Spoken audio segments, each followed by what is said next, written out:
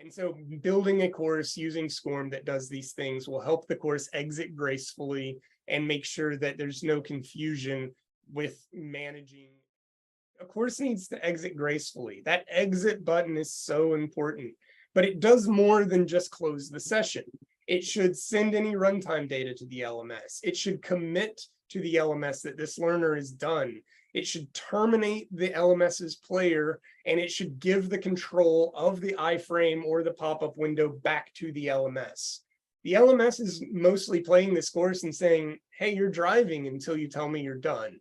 And so building a course using SCORM that does these things will help the course exit gracefully and make sure that there's no confusion with managing a large training program. A bad exit can be really bad. We often get lost completions questions as the second most common support ticket we have, and often the exit button is why.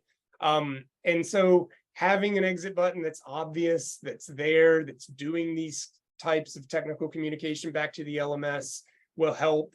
Mobile devices are a great moment where make sure that exit button is obvious. SCORM has no problem playing on mobile devices with active browser sessions across mobile Safari, mobile Chrome, mobile Firefox. But if that exit button doesn't fit neatly into a responsive or an adaptive browser session and it's hidden on the side, it might be hard for a learner to find.